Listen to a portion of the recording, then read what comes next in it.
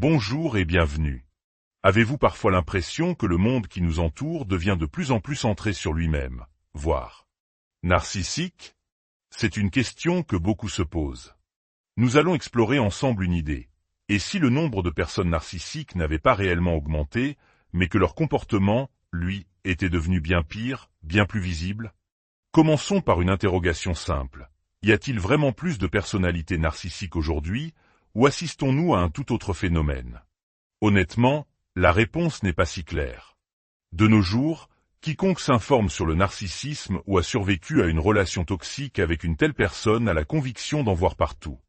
On se dit que le narcissisme doit être en pleine expansion, que les jeunes générations sont plus égocentriques que jamais. Pour beaucoup, c'est une évidence. Cependant, plusieurs phénomènes psychologiques entrent en jeu ici. L'un d'eux est ce que l'on nomme le biais de confirmation. Une fois que l'on prend conscience d'une chose, on commence à voir des preuves de son existence partout. Notre cerveau est ainsi fait. Il cherche à valider ses propres hypothèses. En réalité, les preuves scientifiques d'une augmentation du narcissisme sont variables et souvent contradictoires. Certains chercheurs affirment que oui, il est en hausse. D'autres, tout aussi crédibles, suggèrent que ce n'est pas si simple. La difficulté réside dans la manière même de mesurer le narcissisme de façon fiable à grande échelle. Quant à l'idée que les jeunes d'aujourd'hui sont plus narcissiques, je peux vous assurer que vos parents et vos grands-parents disaient exactement la même chose de vous. C'est un refrain générationnel, une sorte de classique. Les plus âgés ont toujours eu tendance à percevoir les plus jeunes comme plus égoïstes. Pourtant, je ne suis pas en désaccord avec le sentiment général que quelque chose a changé dans notre société. Mais je ne suis pas certain que le problème soit le nombre de personnes narcissiques. Je pense que la clé se trouve ailleurs. Certains chercheurs éminents dans ce domaine suggèrent une distinction fascinante. Le narcissisme grandiose, celui du personnage charismatique, arrogant et sûr de lui, serait relativement stable. Il y en a toujours eu. En revanche, le narcissisme dit vulnérable serait, lui, en pleine expansion. Et c'est ce dernier qui s'exprime aujourd'hui plus que jamais. Cette idée est particulièrement intéressante parce que nous commençons seulement à bien comprendre ce sous-type de narcissisme vulnérable. Historiquement, notre société a toujours toléré, voire encouragé, les comportements narcissiques.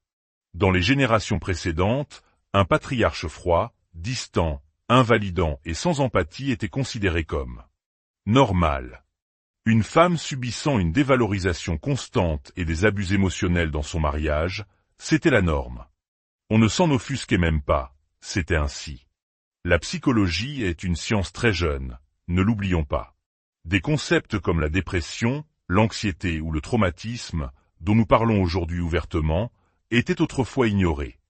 On commence à peine à mesurer l'importance des expériences de la petite enfance, de l'attachement et des traumatismes sur la vie d'adulte. Il fut un temps où le remède prescrit à un enfant traumatisé était de se taire et de s'endurcir. Alors, qu'est-ce qui a changé? La manière dont nous récompensons le narcissisme au niveau sociétal. Aujourd'hui, les personnes bruyantes, effrontées, arrogantes, manipulatrices, expertes en gaslighting, égoïstes et en quête d'attention permanente réussissent brillamment. Elles sont récompensées en politique, dans les médias, dans la finance. Et avec l'avènement des réseaux sociaux, même le commun des mortels peut être récompensé pour ces mêmes comportements. Plus le contenu est déséquilibré, superficiel, cruel, méchant, égocentrique, plus il attire les regards. Et les regards se transforment en argent, qui se transforme en pouvoir. Mais je crois qu'il y a un facteur encore plus profond. Cela nous ramène à cette idée de la montée du narcissisme vulnérable. Ce type de narcissisme se caractérise par une posture de victime perpétuelle, un sentiment d'injustice constant, de l'agressivité passive, une irritabilité, de la colère, de la méfiance, et une sorte de paranoïa latente. Rien n'est jamais juste pour moi. Le monde est contre moi. C'est une sorte de droit acquis maussade, un narcissisme qui se drape dans la tristesse et le ressentiment. Ce n'est pas le narcissique grandiose et charmant, mais celui qui s'isole, qui se sent toujours lésé, une sorte de Calimero permanent. Pour comprendre l'explosion de ce phénomène, il faut regarder le véritable point d'inflexion de notre époque, la comparaison sociale. Nous sommes des créatures sociales. Nous nous sommes toujours comparés les uns aux autres. C'est un mécanisme puissant. On regarde le style de vie de son ami et on se demande ce qu'on fait de mal. Son meilleur salaire, sa relation plus saine, sa forme physique. Nous nous évaluons en regardant les autres. Dans un état de santé psychologique normal, nous le faisons, mais avec du recul.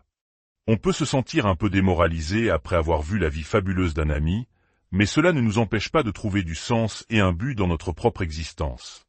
Pour une personne narcissique, ce n'est pas du tout ce qui se passe. La comparaison sociale défavorable n'est pas une simple source de démotivation, c'est une blessure d'ego insupportable. Imaginez que les traits narcissiques sont comme des interrupteurs. Ils peuvent rester plus ou moins en veille. La personne est peut-être difficile, agaçante, mais gérable. Mais lorsque quelque chose vient activer l'interrupteur de l'insécurité, une humiliation, une critique, ou pire, une comparaison où elle n'est pas la meilleure, alors tout bascule. Et cet interrupteur ne peut plus être éteint. Au cours des 20 dernières années, le jeu de la comparaison sociale a été complètement bouleversé. Quand j'étais jeune, je savais ce que possédaient les gens autour de moi, dans mon quartier, à mon école. Je voyais les plus grandes maisons sur le trajet du bus, les voitures un peu plus belles des parents de certains camarades. Mais c'était tout. Aujourd'hui, je peux voir chaque détail de la vie de n'importe qui, n'importe où dans le monde, s'il choisit de le partager.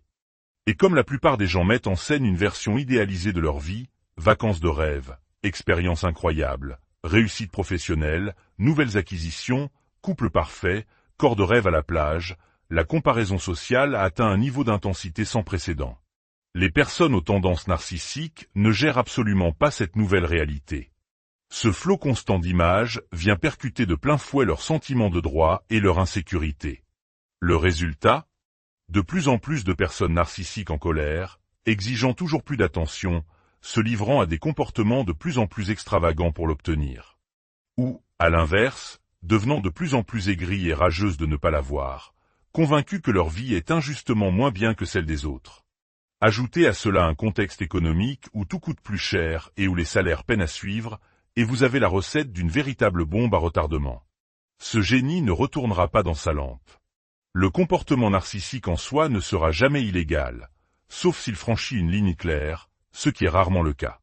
Être une personne détestable n'est pas un crime.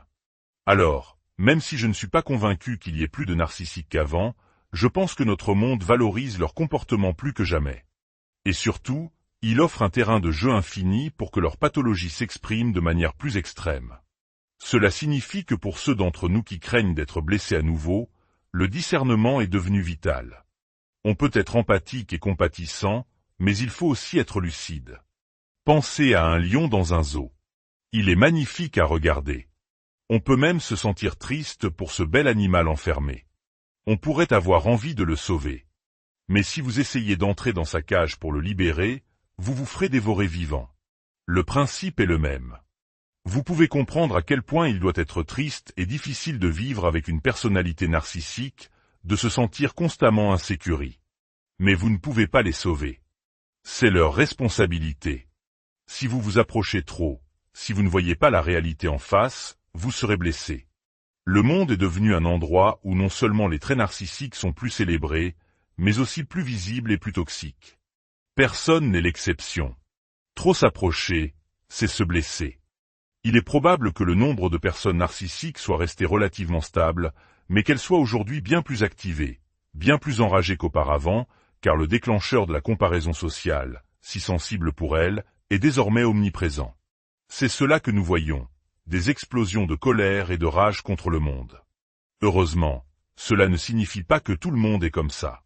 Il existe une multitude de personnes merveilleuses, saines, empathiques, chaleureuses et compatissantes. Simplement, elles n'attirent pas forcément la même attention. C'est pourquoi nous devons être incroyablement prudents et avancer lentement lorsque nous rencontrons quelqu'un de nouveau. Ce qui brille, le charme, le charisme, peut être captivant un instant. Mais la question est de savoir ce qui est durable. Voici un dernier conseil pratique. Observez attentivement comment une personne réagit à la comparaison sociale. Quand vous voyez quelqu'un devenir soudainement très agité, envieux, ou que son humeur change radicalement face au succès ou au bonheur d'un autre, soyez vigilants. Je peux vous le promettre, son chemin ne sera pas sain pour une relation à long terme. Probablement pas plus de narcissique, donc. Mais un problème de comparaison sociale à une échelle universelle qui a pris un trouble existant et y a mis le feu. Si cette analyse vous a apporté un éclairage, n'hésitez pas à la partager. Dans ce monde de plus en plus complexe, la compréhension est notre meilleur outil de navigation. En vous abonnant, vous nous aidez à poursuivre ce travail d'exploration.